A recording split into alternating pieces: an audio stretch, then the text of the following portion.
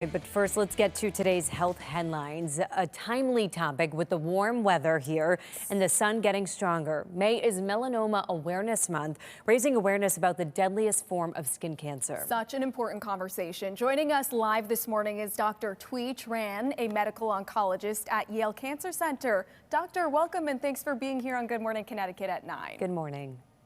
Good morning. Thank you for having me. Thank you for being here. So, of course, we are talking about Melanoma Awareness Month. Just as we start off this very crucial conversation, can you tell us, for viewers that don't know, what is melanoma cancer and how common is this?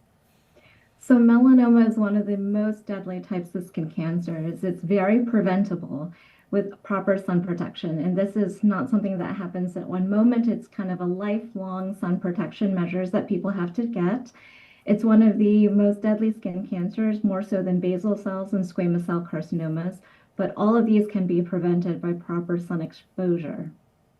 Summer isn't that far away. We are in spring. The sun at times is already strong. We always hear about the UV index, but what does this really mean? Yeah, so UV stands for ultraviolet radiation. It's the radiation that causes DNA damage. And so this is cumulative damage that may trigger skin cancers. On everyone's smartphone these days, there is a UV index that's reported as part of the weather. It's oftentimes very important to note that because anything 3 or higher is considered moderate risk. People should wear protection. In May, on average, that UV index can be as high as 7%. And as the summer and the nice weather progresses, that UV index can really rapidly escalate to 8 to 9, even a month away. And doctor, just to clarify, a lot of people have this misconception that if it's cloudy outside, we don't get the sunshine, we don't get those UV rays. But this is a myth, right? Correct. There's still quite a bit of UV that people get exposed to. And so it's still very important to continue to be mindful about sun penetration. And really, those instances when people burn too, those are much higher risk factors for sun exposure rather than chronic UV exposure. So whatever you can do in terms of hats, UV protective clothing, those SPF shirts, avoiding the hours of high intensity sun exposure and sunscreen. Those are the most important factors. We emphasize melanoma because it's very preventable. It doesn't require any fancy equipment to monitor any new ugly duckling moles, what we say, moles that don't look like normal moles and stand out.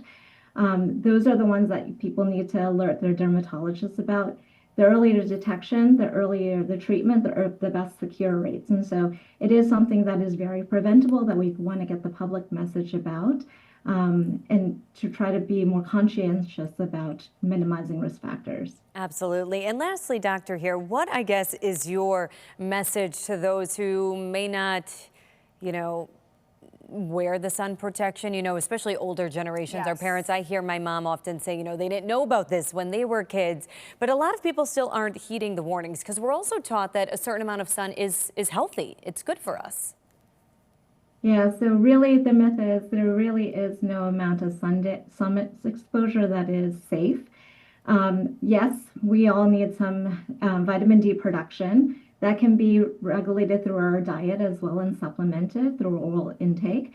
Any amount of sun damage, though, can be detrimental long-term to our skin. Unfortunately, these days, too, a lot of my patients will tell me, oh, I wish I knew. We didn't know back then. Now we know. And so particularly for our younger population, we really do need to emphasize sun protection. Unfortunately, these days, melanoma risk is increasing in our younger population due to tanning bed exposure, which has now resurfaced as a reemerging fad.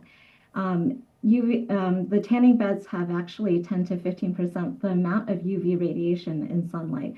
And so that can be very detrimental long-term in terms of increasing not only melanoma, but all types of skin cancer risks. Yeah, doctor, I know the young people, they like to have that glow, but of course we've got to be mindful of these things. Dr. Thuy Tran, we thank you for your time today. Thank you. Thank you so much.